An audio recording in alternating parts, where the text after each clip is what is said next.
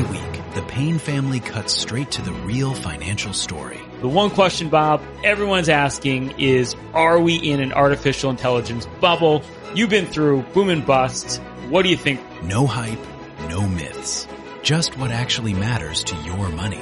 Does feel very similar to what we experienced in the 90s. Where are we, though? Are we in 1995, 1997, 1999? Listen to the Pain Points of Wealth on the Red Apple Podcast Network. The James Golden Show on the Red Apple Podcast Network.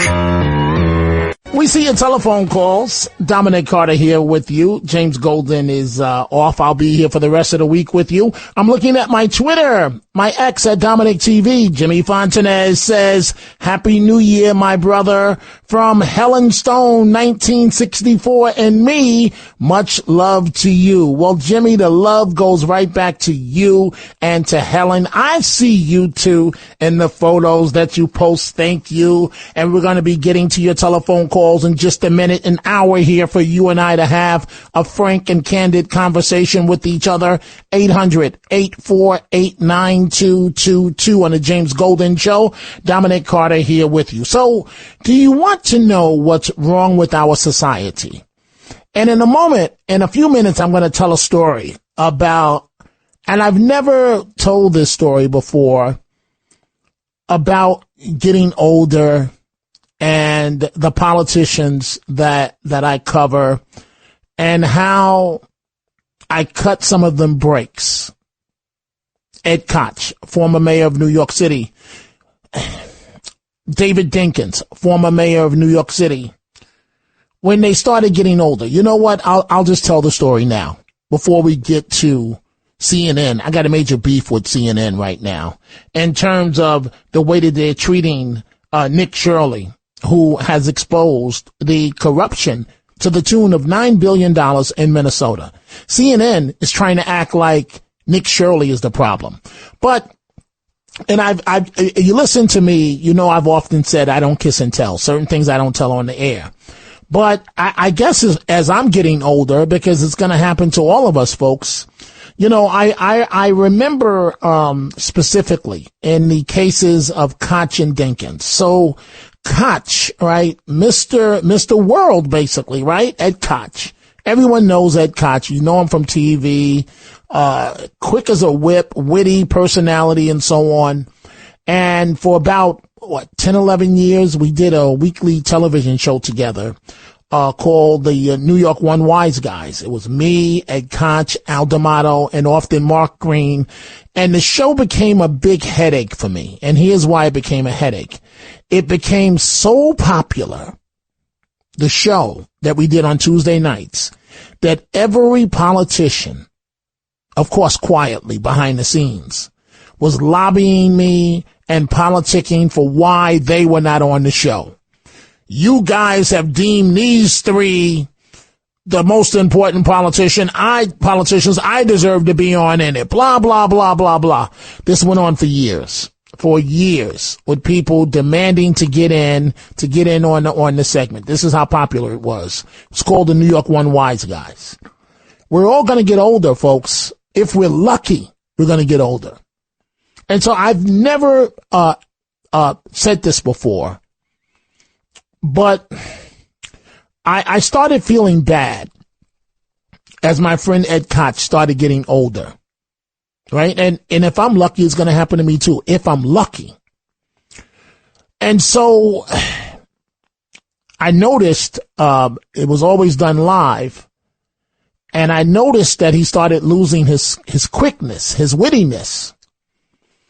And so I met with my executive producer and I said, no. We can't do this live anymore. We have to do it taped so that I can control this. In case something goes left, we can edit it. The mayor won't look bad. We can fix it. And so then we started taping the segments. And I hope Senator D'Amato doesn't get mad at me for stating this. But it reached the point where the Mayor Koch started slipping mentally in terms of his comments. And so the only way I could fix it, this was the only way I could fix this, is I came up with a scheme And I said to the producers, no matter where we were in the taping, if Mayor Koch screwed up and said something out of left field, that didn't make sense or pertain to what we were talking about politically, I would say, oops, I'm sorry, Mr. Mayor, I made a mistake. We got to retape the whole segment. And then we'd retape it. And I don't know why I feel the strong need to acknowledge this. Maybe it's because myself, as I'm starting to get older, right? And so then the same thing happened with David Dinkins, the city's first black mayor. So COVID is around or wrapping down, and I go to interview the mayor, and I think at the time he was 91. And now this is private, and I really shouldn't say this part. And his close confidant secretary, he had already lost his wife, Joyce Dinkins, the city's first lady, had already died. And I knew it wasn't going to be too much longer for him because they were soulmates. And she said to me, Dominic, the mayor wants to do the interview, but you have to understand that he's not the same man. And you gotta please protect him. Don't let him say something where he looks like an old man mentally. And I gave him my word that I would protect him. And sure enough, that's exactly what happened in the interview. We're talking and the conversation just went left. Sort of like the same way the conversation does now with my aunt when I go visit her and she's in a nursing home. And so, maybe the same thing's going to happen to me, I guess, if I'm lucky. And so what I do want to do right now, I want you to hear this report from CNN as I'm moving on. So what's wrong in our society? Besides the fact that New York City Mayor Mamdani is being sworn in with a Quran, what's wrong is the left is trying to attack Nick Shirley for exposing $9 billion fraud in Minnesota. Case in point, CNN. Again, I want you to listen to this report where they're grilling Nick Shirley like he's a criminal. But where were you, CNN? Aren't you the news organization that was supposed to find this corruption to begin with? We're from CNN. Can we talk to you? This is MAGA YouTuber Nick Shirley. Back at a daycare in Minnesota, he alleged was a fraudulent facility in a now viral video. People are going to say this is a left or right issue, but no, fraud is fraud. Over here. And so I'm not out here trying to put a twist on things. Shirley's viral video, released over the weekend, in which he says he's uncovering tens of millions of dollars in fraud at Minneapolis daycares run by the Somali community, was retweeted by Elon Musk and Vice President J.D. Vance. In the video, Shirley tries to open locked doors and talk to people at various daycares he claims are frauds. Did you come during their normal operating hours when you came to visit? I came at 11 a.m., I believe, and I also came the following day, later in the day. The point of it is not whether or not I came at the right time of their operation hours. The point is that blacked out doors, they can't give you any information. You call that number, no one answers. I wasn't trying to go inside, and there should be a way for somebody to actually be able to call that number and somebody to be able to answer. These aren't real businesses. But surely you don't think a daycare should just be unlocked. You shouldn't be able to just walk into a daycare. It should be a reception. No, every daycare is locked. Their doors are locked. And so, okay, you bring up a fair point. Then why can't they actually give me information how to enroll a child? Federal law enforcement has been investigating fraud in Minnesota for several years. Both Attorney General Pam Bondi and FBI Director Kash Patel said on social media they've indicted dozens of defendants. DHS has posted multiple videos of agents they say are conducting a massive fraud investigation. Do you think that federal law enforcement hasn't done enough? I mean, they would say, look, these fraud cases have been going on, but they've already done like 80 indictments. The cases have been going on, for years. And why did I show up one day in Minnesota and go to all these daycares, no children, they're receiving millions of dollars. We uncovered nearly $110 million in fraud in one day. How do you know that all the allegations that you're making are true? How do I know that they're true? Well, we showed you guys what was happening, and then you guys can go ahead and make your own analysis. We're coming so we can make our own analysis. Are you 100% sure you're true? Yeah, I am 100% sure I'm true. CNN is looking into Shirley's claims. Hi, my name's Whitney Wild. I'm a correspondent for CNN. We reached out to several of the daycares featured in the now viral video. Only one daycare facility answered and said they are a legitimate business. Have you seen the videos, purporting that some of these daycares don't have kids inside? Minnesota Republicans say despite the new focus from the Trump administration, they have been sounding the alarm on fraud for years. You know, we have talked about fraud. We have gotten stories. We've tried to push this forward every way that we can. At the daycare where Shirley showed back up, a stream of children walk inside. You're saying that this is a fraudulent daycare. There's kids being dropped off right now. Yes. The Commissioner of Children literally said a week ago this place was closed. Did you know They're that? showing face right now. A viral video, disputed claims, and their full fallout remains to be seen. And that's despicable, CNN. You're questioning Nick Shirley like he's the criminal. Where were you to expose this corruption? Oh, so what you're really saying is status quo and that Nick Shirley is the problem. Your telephone calls. Let's go to Fred, line 2, Long Island. Fred, what's on your mind? Featured in the now viral video. Only Fred, you just missed your spot, buddy. Folks, please don't. When you're calling in, you got to stay paid to the phone, not to the radio, because the radio is on a delay and you're going to miss your spot. Let's go to Mary, line 5, Brooklyn. Mary, what's on your mind?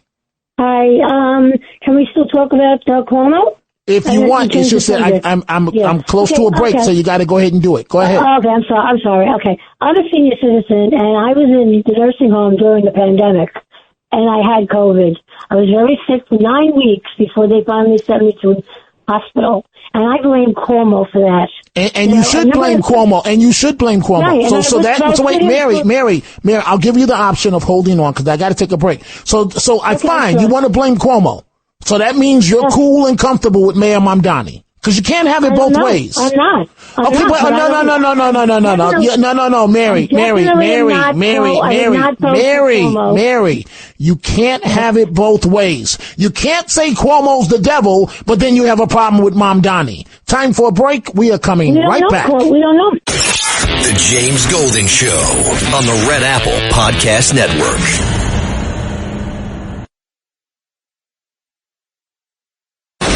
James Golden Show. Entertaining and informative on the Red Apple Podcast Network.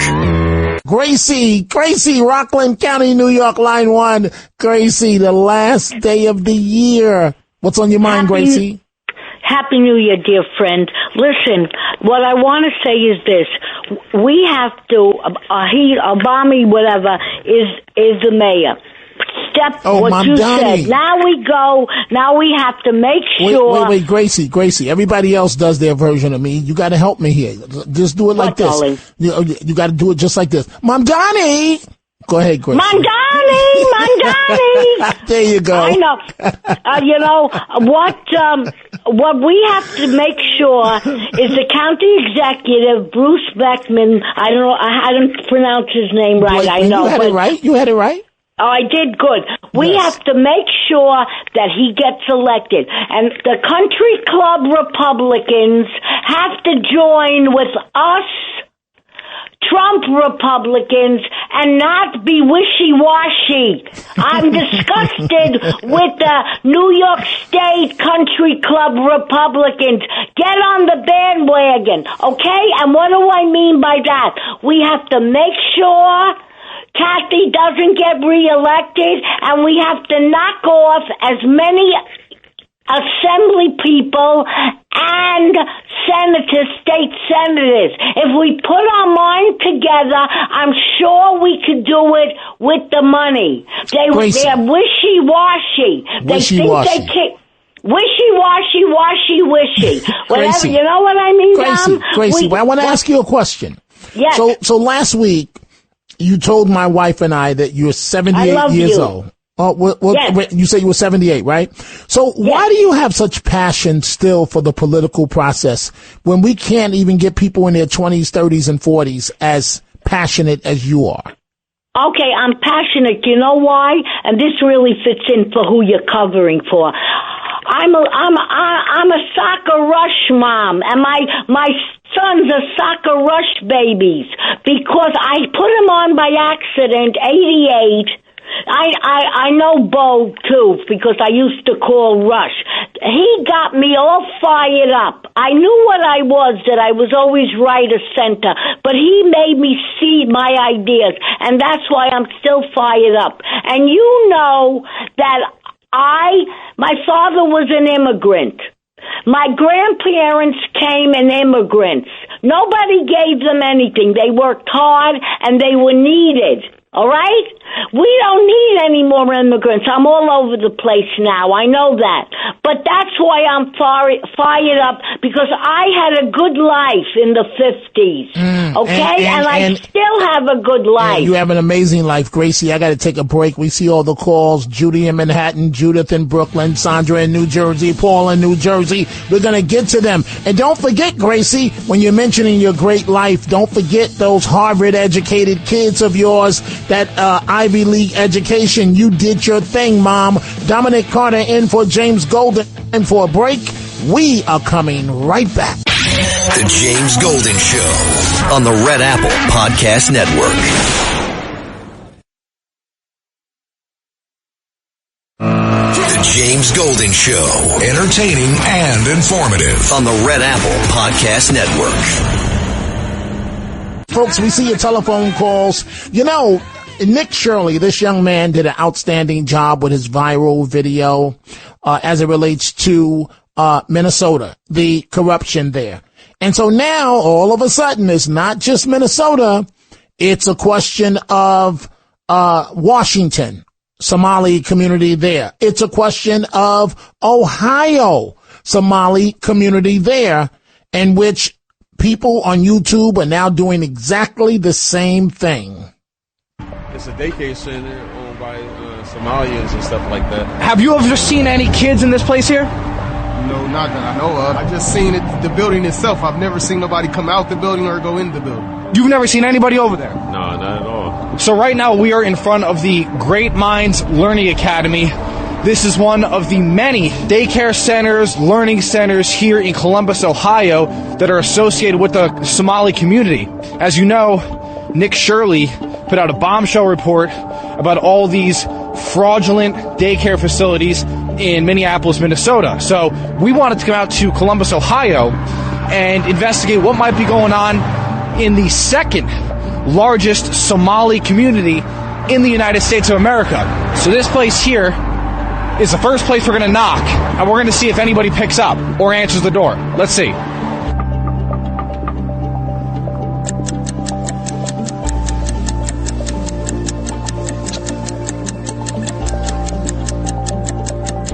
So, it's locked.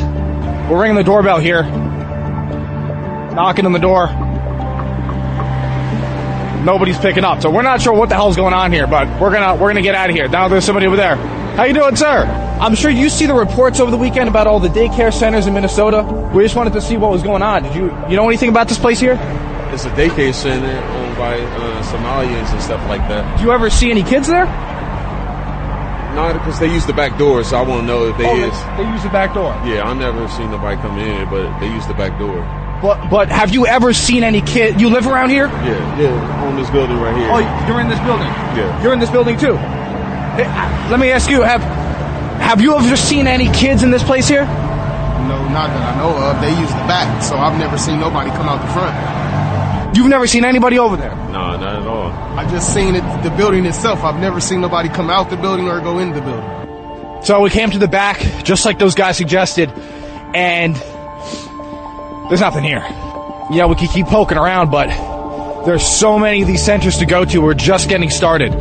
So we're going to go around the city. We're going to go to a few more of these places. We're going to see if we can get anybody to talk to us. Stay tuned. That is Ohio. Now the same thing is happening in the state of Washington. And of course, we have Minnesota.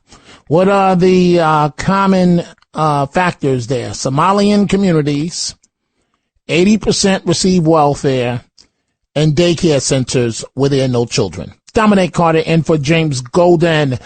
And don't forget, folks, coming up in about 20 minutes, the show of Wreck-It, Cats and Cosby. You want to make sure you listen to that with our owner, John Catsimatidis, and the lovely Rita Cosby. Just last night, they had on as a guest the outgoing mayor of New York City. He's the mayor now for another, 7 hours, give or take, Eric Adams, in which he was announcing that despite the public feuding, if you will, the back and forth between him and Mamdani, he's going to be at the inauguration tomorrow, which is set to start 12:30. But as of midnight, in just a matter of hours, Mamdani is officially the mayor of New York City to be sworn in using 3 different Qurans, a slap in the face to the people of this city. Let's go back to your telephone calls. Judith, line 3, Brooklyn. What's on your mind, Judith?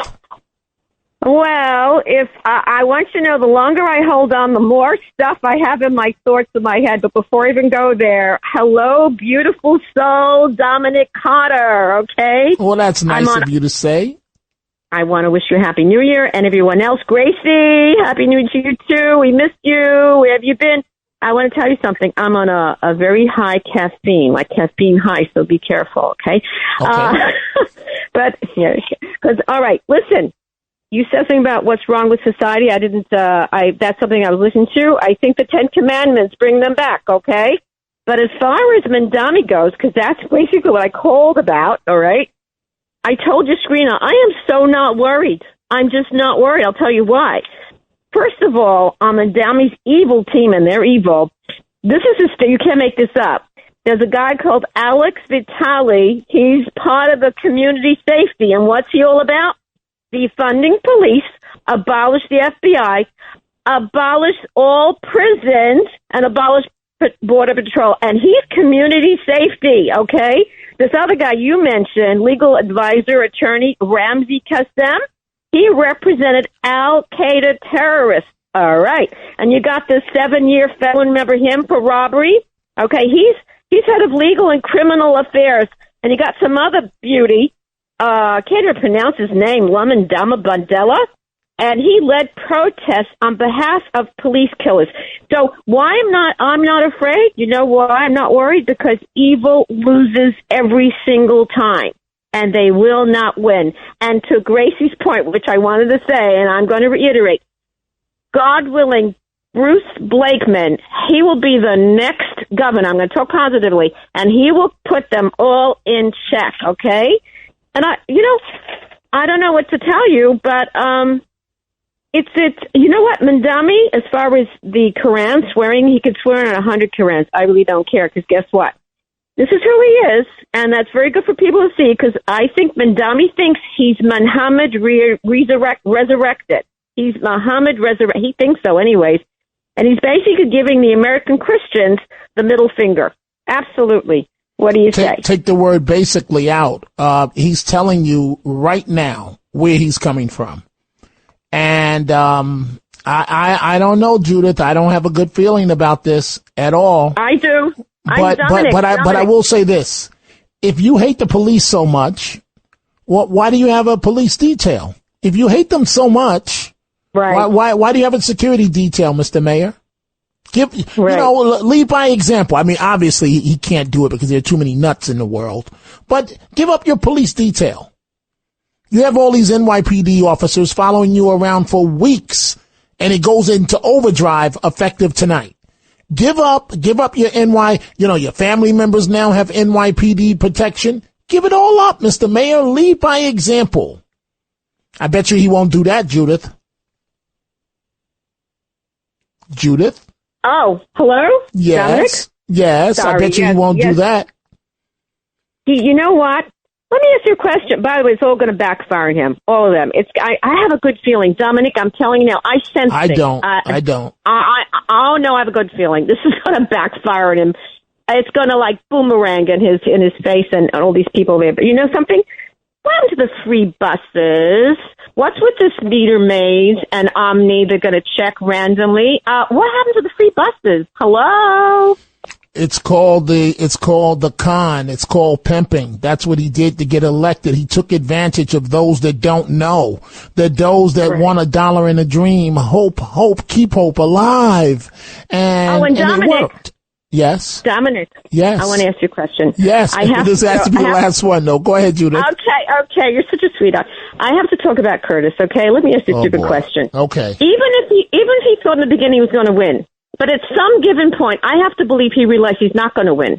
So he stuck it through. Why? Because he collected $3.4 million. He spent, I don't know how much money on his commercials and ads, but he's allowed to keep the rest come January. What do you think of that? Well, he's allowed to keep it in terms of a campaign fund in which they have a wide discretion to a degree in how the money is spent. I'm not going to go there, Judith, with the money and that candidate, because there are certain things that are under investigation right now as we speak in terms of people not being paid and so on. So I'm not going there. I'm going to leave that alone. Let's go to Sandra, line 4, New Jersey. Sandra, what's on your mind? Wow, Dominic, I am bracing myself emotionally for what's to come with Mandani. I don't know if I say it like you, but I'm trying. You did good. Dominic, you did good. Thank you. What I'm feeling is like mourning. It's like what might we lose going forward. I have fear, I have instability, I have loss of control feelings, and I have anger at the people who see things differently than me. This is what I'm feeling. So then I try to placate myself. I say, look, Sandra, it's not nothing happened yet. This is not a catastrophe yet. Then I say to myself, anxiety loves the future tense. Then I tell myself, bureaucracies move slowly. Radical change is far harder to execute than the promises that Mandami made. And one person can never govern alone. But when I think of who could stop all this, that's the problem. The media, the courts, the community, the pressure, the donors, the voters, that could all help us. But I'm sad to say, maybe these groups are not going to help us. So that's why I'm mourning, because I don't know going forward how this is going to turn out. The media, as far as it was just like with Obama. McCain didn't have a chance against Obama because the media said, we want a black president. The MTV generation said, we want a black president. Same thing happened with the local media with Mamdani. He wasn't forced to answer any tough questions. The local media said, ooh, we want to play this game with the first Muslim mayor. Ooh, we want to see how this works out. And so the institutions that you feel that should protect you, Sandra, should protect us, they're not going to be there because they're on Mamdani's side. They're with him. Exactly. All you have to do is watch any newscast, any local newscast. They portray him like he's Obama, like he's a rock star. And you know, if you're counting on the media to protect you and do what's right as it relates to this incoming mayor, and I can't believe, Sandra, I never thought in a million years that a con artist pimping game like Mamdani could get elected. And even in the 11th hour, he could have been stopped. But the egos, the egos, you know, and so you wouldn't drop out. So now we got Mamdani. Where are you now? I don't hear you now. Where are you? All those people that voted for him, right? Where are you? You're not calling me now, right? 7% of the vote. Well, millions of dollars spent, 7% of the vote. Sandra, thank you for the wonderful call. Happy New Year to you and your family. Let's go to Jerry, line 3 in the Bronx. Dominic Carter in for James Golden. Jerry, what's on your mind? What do you think about this, Dominic? Mama Luke Dami? How's that sound? What do you think? Mama Luke Dami? I gotta feel it, Jerry, and you know, why would you call him Mama Luke? I don't get it. You don't get it? Mama Luke Dami, Mama Luke, Mama Dale. How about Mama Dani, Mama Dale? But seriously, Jerry, this is no laughing matter. So that's why when I say Mamdani, I'm not saying it in a laughing way. I know, I hear you. Mom, Donnie, I know. I agree. I totally agree. We're going to have, I got a bad feeling we're going to see blood on the streets between the Jews and the Muslims. That's how I hope there's no blood on the street. Jerry, I got to take a break. Thank you for the wonderful call. Dominic Carter filling in for James Golden. I'll be with you for the rest of the week. I'm really worried about this guy because this guy has the ability to smile in your face and, as the song says, stab you in your back. And unfortunately, that's what I think is right around the corner. Time for a break. We are coming right back. The James Golden Show on the Red Apple Podcast Network.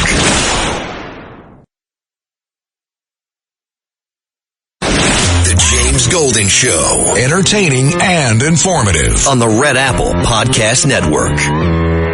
In just a few hours, ready or not, it's Mom Donnie's world, and we just live in it.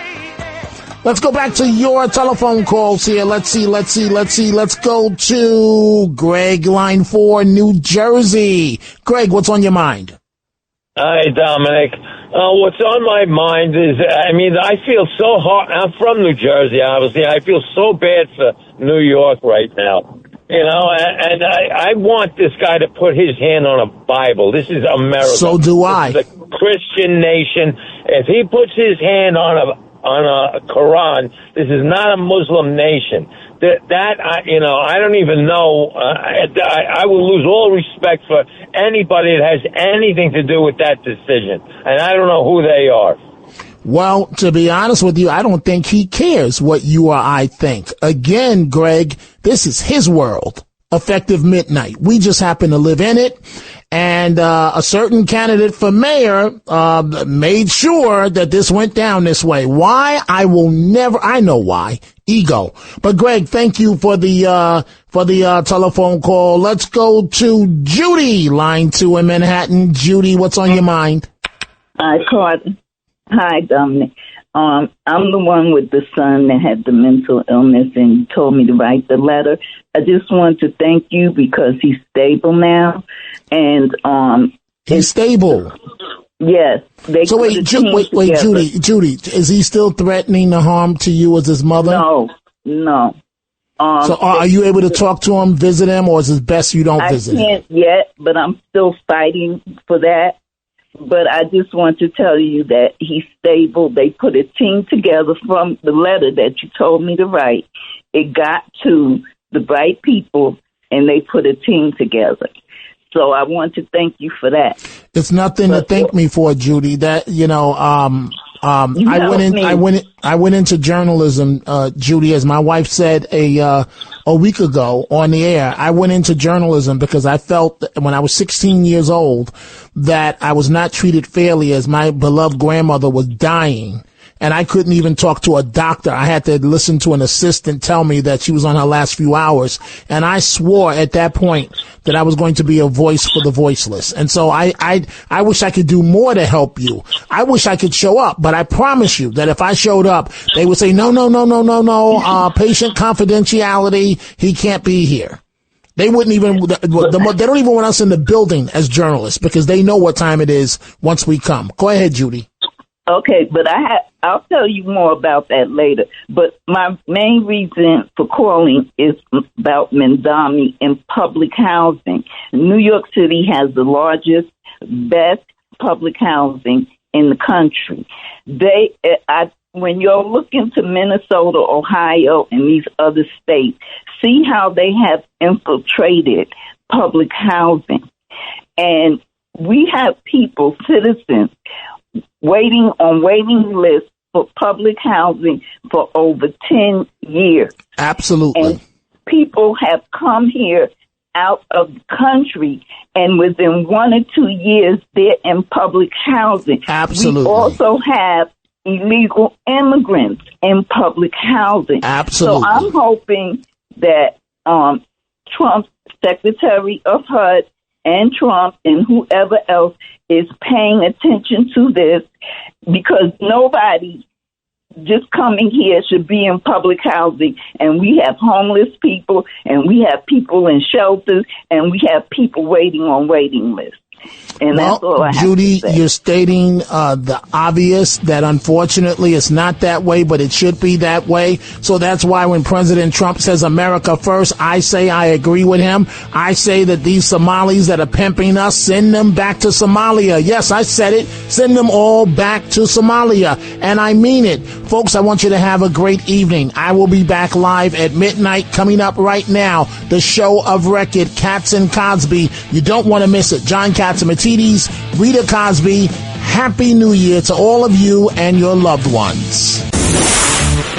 Thanks for listening to The James Golden Show. You can hear The James Golden Show Saturday mornings at 7. If you like the podcast, share it with your friends and listen anytime at WABCRadio.com and download the WABC Radio app. Hit that subscribe button on all major podcast platforms. Plus, follow WABC on social on Instagram, TikTok, Facebook, and X. See you next time for a new episode so you never have to wonder, what the heck is going on here? Every week, the Payne family cuts straight to the real financial story. The one question, Bob, everyone's asking is, are we in an artificial intelligence bubble? You've been through boom and bust. What do you think? No hype, no myths. Just what actually matters to your money. Does feel very similar to what we experienced in the 90s. Where are we, though? Are we in 1995, 1997, 1999? Listen to the Pain Points of Wealth on the Red Apple Podcast Network.